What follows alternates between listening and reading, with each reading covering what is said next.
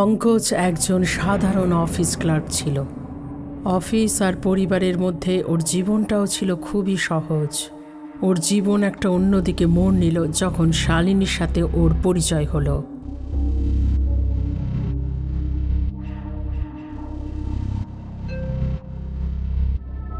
ওহ, এত রাত্রে কার মেসেজ? শালিনী? আমার ফ্রেন্ড লিস্টে তো কোনো শালিনী নেই। হাই, তুমি তোমার ফোন নাম্বারটা আমায় দিতে পারো প্লিজ? এ তো ডাইরেক্ট ফোন নাম্বার চাইছে।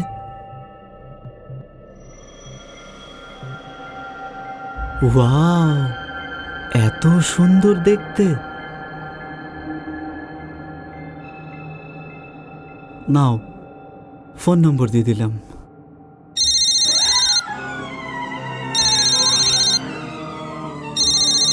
Hello Pankaj, Shalini here.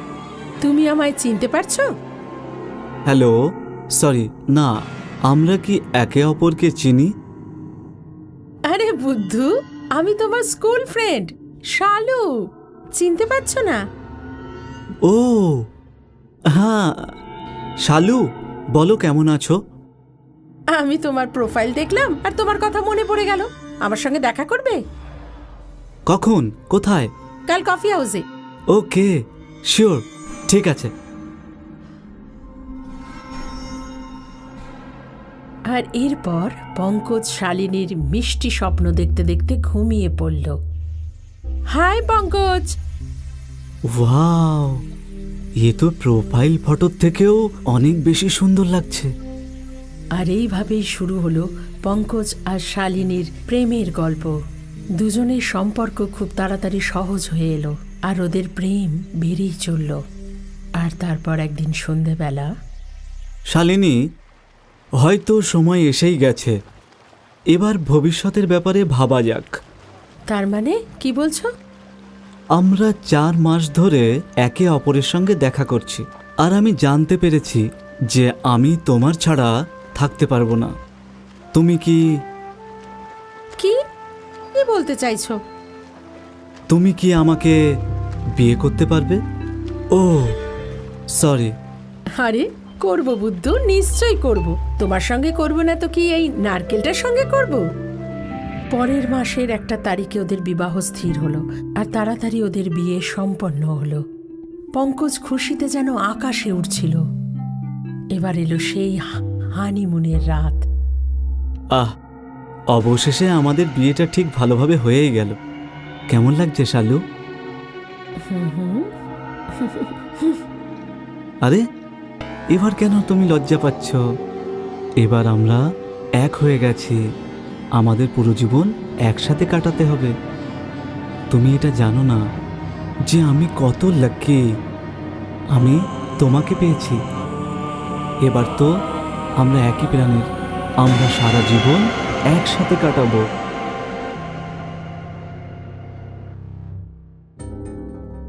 আরে, সকাল হয়ে গেছে, এত ক্লান্ত কেন লাগছে আমার?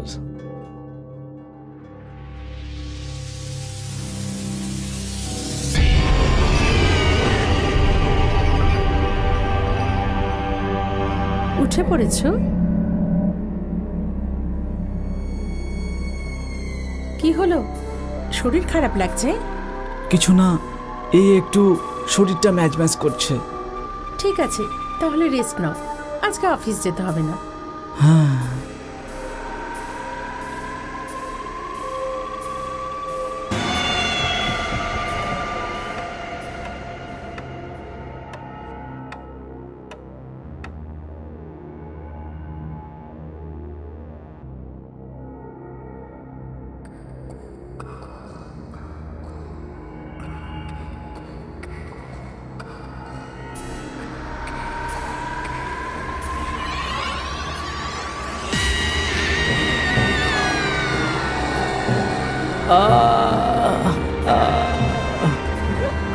না না, পঙ্কজ, পঙ্কজ, কি হলো?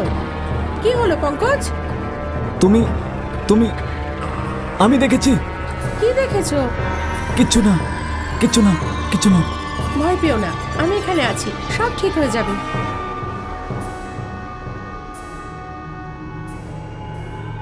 পঙ্কজ, তুমি এখানে? কি হয়েছে? আরে গীতা, অনেক বছর পরে। হ্যাঁ, স্কুলের পরে এই দেখা হলো। অনেক দিন পর। কেমন আছো? শুনলাম তোমার বিয়ে হয়ে গেছে। মেয়েটা কে? আরে ও আসলে আরে কে? আমাকে বলো। লাভ ম্যারেজ করেছো? হ্যাঁ, এরকমই ভেবে নাও। ওই আমাদের স্কুলে পড়তো না, আমি তখন ওকে ভালোভাবে চিনতাম না। স্কুলের মেয়ে? কি নাম? শালিনী। শালিনী? কি হলো? কিন্তু কিন্তু কিন্তু সেটা কি করে সম্ভব? কি? তুমি কিছু জানো না? শালিনী তো অনেক বছর আগে মারা গেছে একটা রোড অ্যাক্সিডেন্টে। মরে গেছে? এটা তুমি কি বলছো? সত্যি বলছি। তুমি তুমি জানো না? কিন্তু আমি যার সঙ্গে সংসার করছি ওটা কে?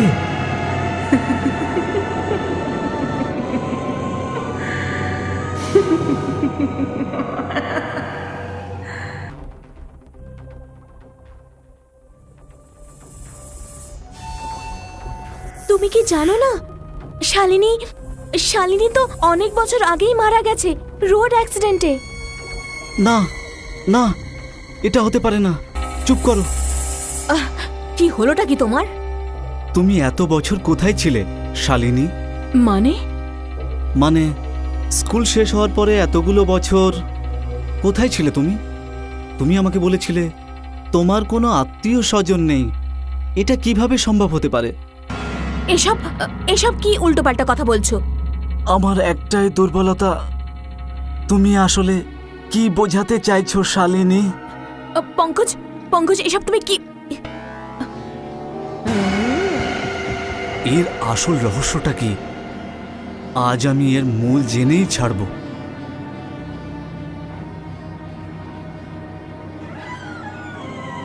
এটা তো কারো চুল আর নখ। এসব তুমি কি করছো? এসব এসব এসব কি? তার মানে তুমি এসব দেখে নিয়েছো। তোমার কি আর একটা রাত তর্সই ছিল না? এক রাত? ব্যাস, মাত্র একটা রাত বাকি মাস শেষ হতে। কিন্তু এটা কি? এইসব নখ আর চুল কার?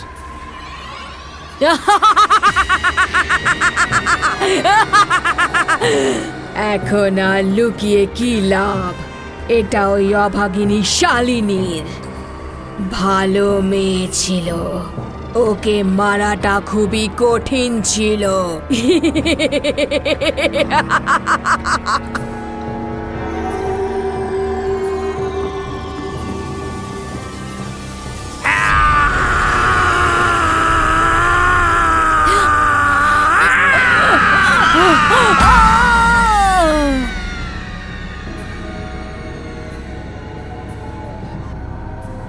শালিনীর রূপ তো আমি ধারণ করে নিয়েছি, কিন্তু এই রূপ ধরে রাখার জন্যে আমার মতো ডাইনির একটা পুরুষের প্রয়োজন হয়। শালিনীর পরে একটাকে পেয়েছি, ওর রক্ত পান করব প্রতি রাতে। তারপর আজীবনের মতো আমি চিরযৌবন আর সৌন্দর্য পেয়ে যাব। এসব? আর ওই লোকটা? ওর খেলা শেষ।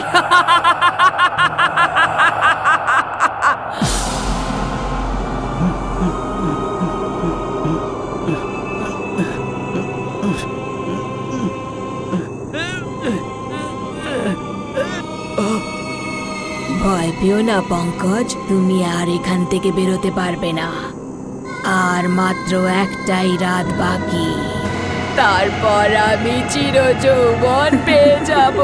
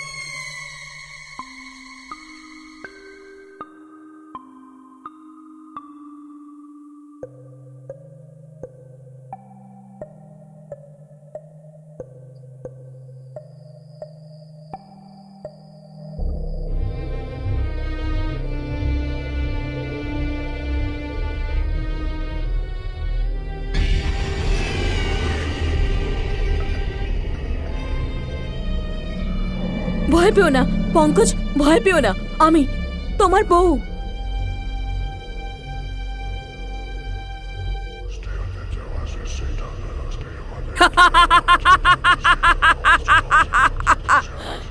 মূর্খ মানুষ, কেউ আমার কোনো ক্ষতি করতে পারবে না।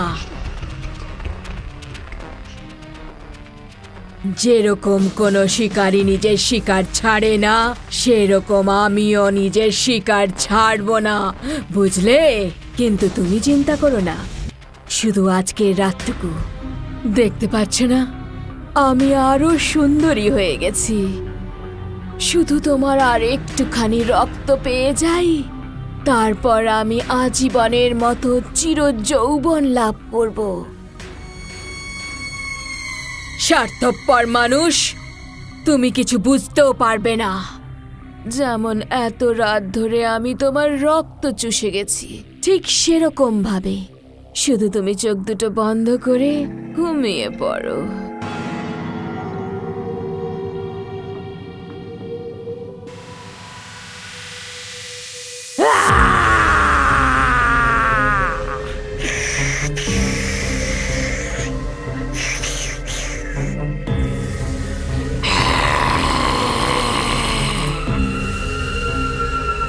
অপদার্থ মানুষ, এ তুই কি করলি?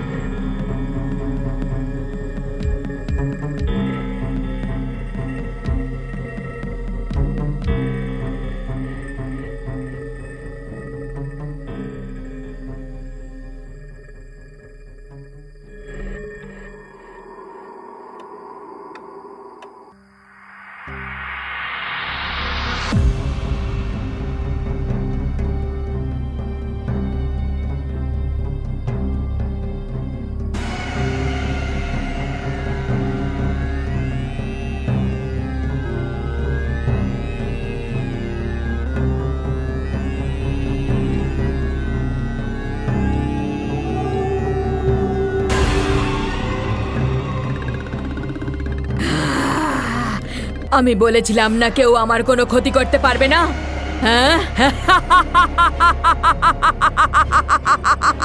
না না,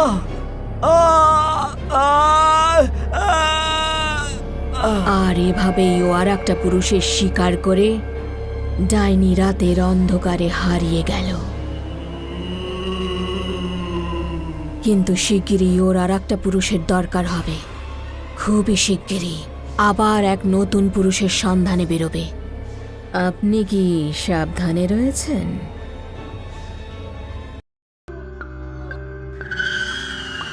এই কাহিনী হল ডক্টর শিরি জয়সওয়ালের, যে সরকারি হাসপাতালে একটা নতুন চাকরি পেয়েছিল। চাকরি পেতেই গভর্নমেন্ট লজে তার থাকার ব্যবস্থা করা হলো। বাহ, সুন্দর পুরনো বাড়ি। নমস্কার ডাক্তারবাবু। ঘর পুরনো হলেও খুব মজবুত বাড়িটা। গত 40 বছরেও এই বাড়ির একটাও ইট খসে পড়ে যায়নি। আমার নাম মঙ্গল, আপনার চাকর। আপনার সুবিধা অসুবিধার খেয়াল রাখবো আমি।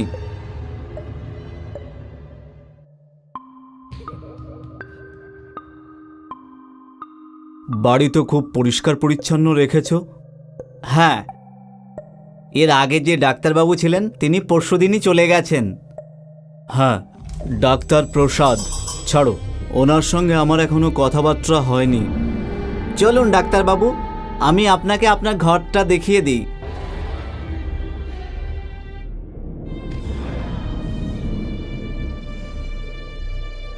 চলো, খুব সুন্দর। বাড়িটা কোনো রাজপ্রাসাদের থেকে কোনো অংশে কম নয়।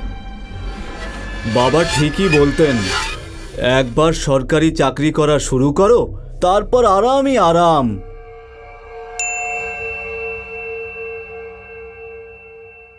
আপনি আমাকে ডেকেছেন ডাক্তারবাবু? ওহ সরি, আমি শুধু চেক করছিলাম। কোনো ব্যাপার না, আপনি খাবার খাওয়ার জন্য নিচে হলে আসবেন নাকি এখানেই নিয়ে আসবো? এখানেই এনে দাও, খুব ক্লান্ত লাগছে। ঠিক আছে ডাক্তারবাবু, যেমন আপনার ইচ্ছা।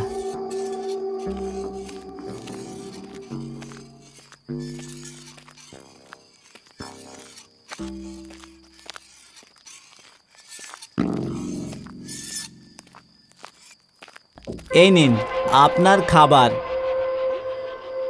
বাহ, দারুণ।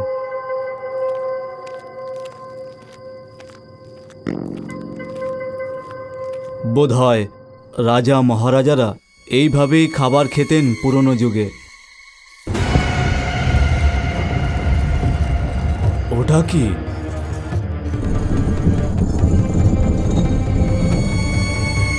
মঙ্গল মনে হয় আমার জন্য বাইরে কিছু তৈরি করছে। ডাক্তারবাবু, খাবার কেমন ছিল? ভালো ছিল। আর শোনো, আমি এবার ঘুমাতে যাচ্ছি। আর যদি সম্ভব হয় তাহলে আসবাব সরানোর আওয়াজ করো না যেন। আসবাব?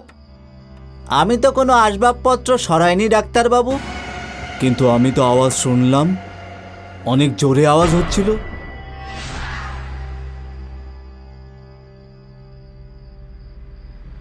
কি হলো? কিছু না ডাক্তারবাবু, আপনি ঘুমিয়ে পড়ুন। আমি এই জানালাগুলো বন্ধ করে দিচ্ছি আর পর্দাটাও নামিয়ে দিচ্ছি। পর্দা কেন নামাচ্ছ? পুরো ঘর অন্ধকার হয়ে যাবে। ডাক্তারবাবু, আমার কথা শুনুন, পর্দা নামিয়ে নিন। না, ছেড়ে দাও। ঠিক আছে, যেমনটি আপনি বলেন। কিন্তু ডাক্তারবাবু, এবার আপনি ঘুমিয়ে পড়ুন। আর যদি কোনো আওয়াজ শুনতে পান তাহলেও জানালা দিয়ে বাইরে দেখবেন না।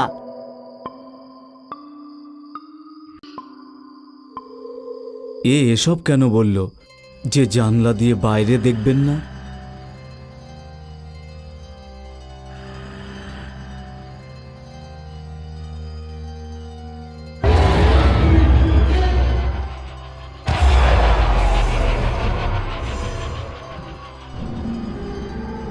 উফ, ওহ, এত রাত্রে শব্দ করছে কে?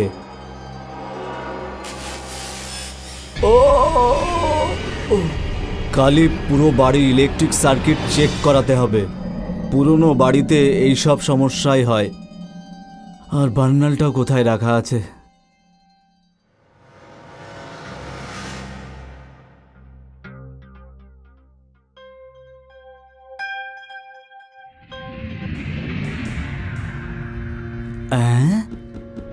ওখানে কে দাঁড়িয়ে আছে?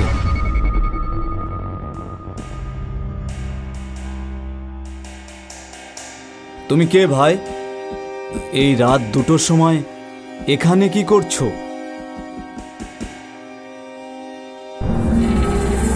অদ্ভুত ব্যাপার।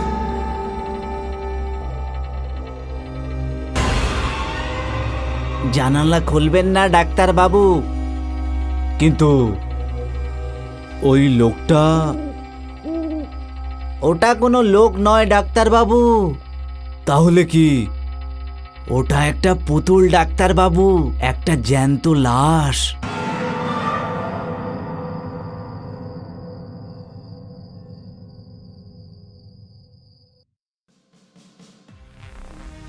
ডাক্তার প্রসাদ অনেক ধরনের রিসার্চ করতেন। ওনার মতো রিসার্চ আজ পর্যন্ত কেউ করেনি হয়তো। উনি কবরস্থান থেকে লাশ উঠিয়ে নিয়ে আসতেন আর সারা রাত ধরে নিজের ল্যাবে ওই বডির উপরে রিসার্চ করতেন। একদিন রাত্রে উনি এরকমই এক বডির উপর রিসার্চ করছিলেন।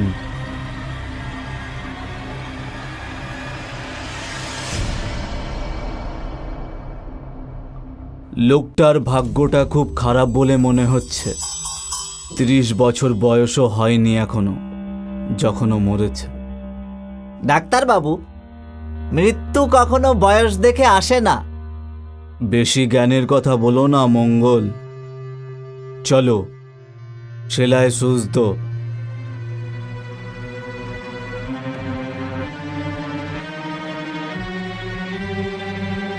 এর সব অঙ্গ প্রত্যঙ্গ সঠিক জায়গায় সেট করে দিয়েছি।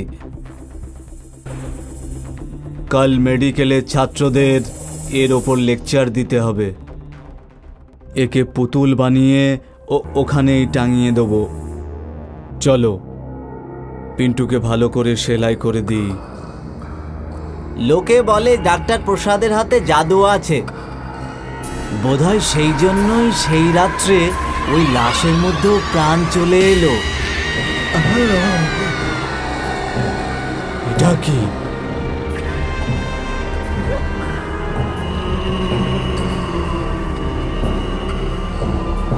দূরে থাকো মঙ্গল, কিচ্ছু বলো না। এটা একটা বিস্ময়কর ব্যাপার, মৃতদেহে প্রাণ।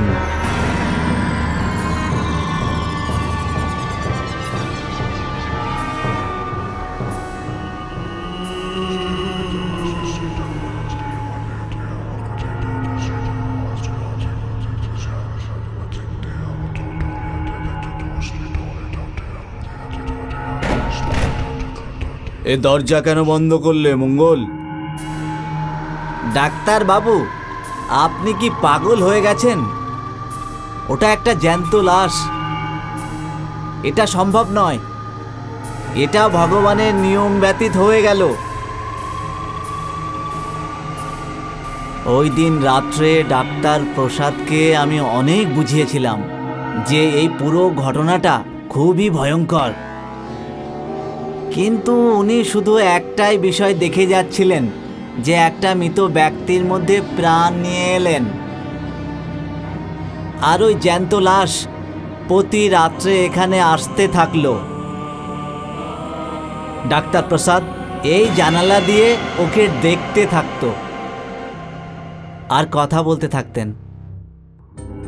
মনে হয় উনি এই কারণেই পাগল হয়ে গেছেন, আর চাকরিটা ওনার হাত থেকে চলে গেল। ওহ, আমার তো লোম খাড়া হয়ে উঠছে। যা খুশি করুন, কিন্তু ওই জানালার ধারে একদম যাবেন না। কিন্তু তুমি কে, আর এখানে কি করছো?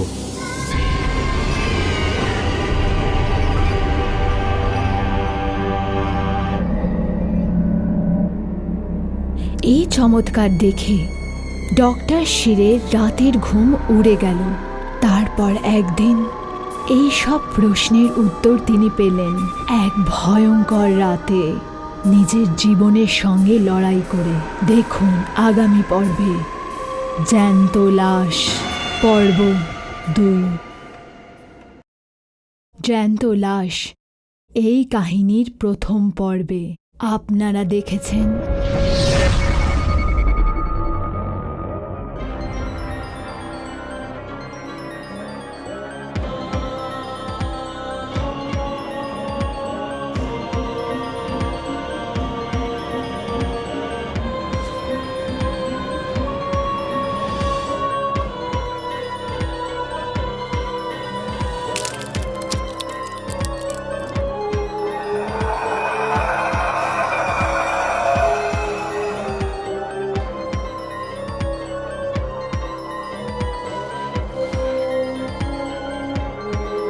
এবার আগে। দিন কেটে গেল আর ওই ভয়ঙ্কর জ্যান্ত লাশ ডক্টর শির জয়সওয়ালের জানলার সামনে ওইভাবেই দাঁড়িয়ে থাকলো। তারপর একদিন ডক্টর শিলের মনে একটা প্রশ্ন এলো। এটা একটা জ্যান্ত লাশ, কিন্তু ও এখানে 1 মাস ধরে প্রতিদিন একই সময় এখানে আসে। এর নিশ্চয়ই কোনো একটা কারণ হবে। ও কি আমার সঙ্গে কথা বলতে চায়? আমি আর নিজেকে থামাতে পারছি না। আমাকে এর কারণটা জানতেই হবে।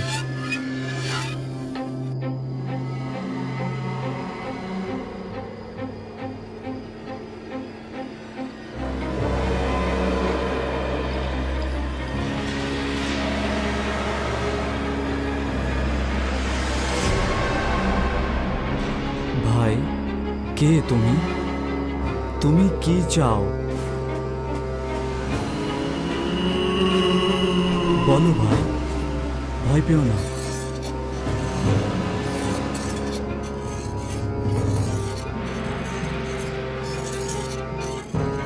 তুমি কি ভেতরে আসতে চাও? এসো, ভেতরে এসো।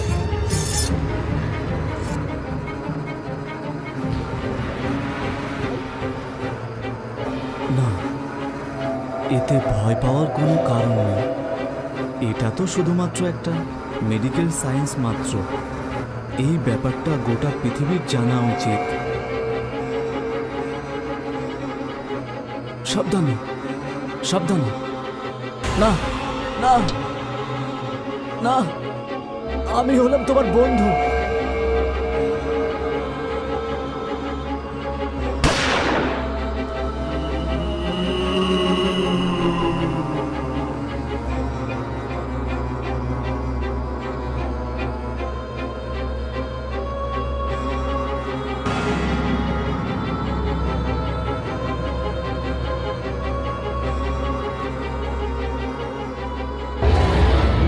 ডাক্তার বাবু, আপনি ঠিক আছেন তো? এটা তুমি কি করলে মঙ্গল? ও আপনাকে মেরে ফেলতো ডাক্তার বাবু। না, ও কিছু একটা চাইছিল, কিন্তু এখন তুমি ওকে আঘাত করেছো। ও এখন ভয়ঙ্কর হয়ে উঠেছে।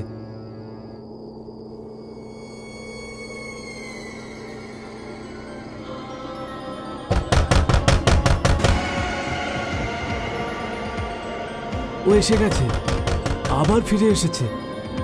এবার আমরা কি করব? ও কিছু একটা খুঁজছে এখানে। ল্যাব কোথায়? তাড়াতাড়ি বলো, ডক্টর প্রসাদের ল্যাবটা কোথায়? আসুন, আসুন ডাক্তার বাবু, এই দিকে।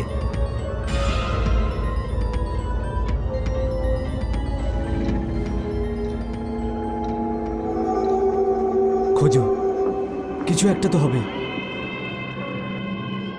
এই, এটা তো মানুষের হার্ট, এখানে কিভাবে এলো? ডাক্তার বাবু, এটা আপনি কি করছেন?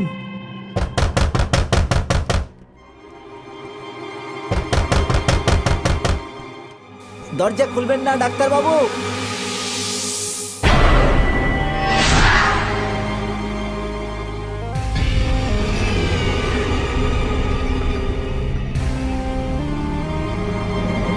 এইটা খুঁজছিল।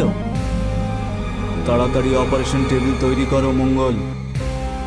ডক্টর প্রসাদ এই জ্যান্ত লাশকে সবকিছু দিয়ে গেছে, কিন্তু ওর হার্ট এখানেই রেখে দিয়েছেন।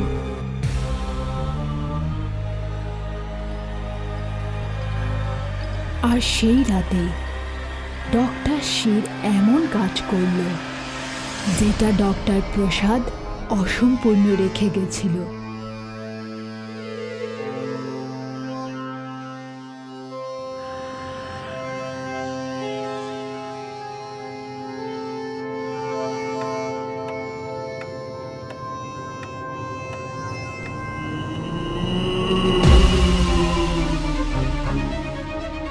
স্যার, এ তো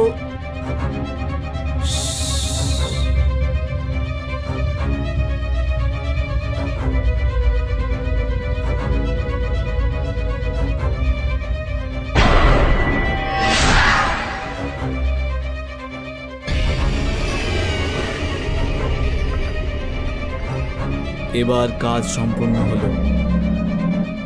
কিন্তু ও কোথায় গেল? নিজের পৃথিবী খুঁজতে। কিন্তু এটা তো শুধুমাত্র মেডিকেল সায়েন্স, তার কি হবে? জীবনের থেকে বড় মেডিকেলের চমৎকার হতে পারে মঙ্গল। ওসব ছাড়ো, ওর অদ্ভুত জীবনটা কাটাতে দাও।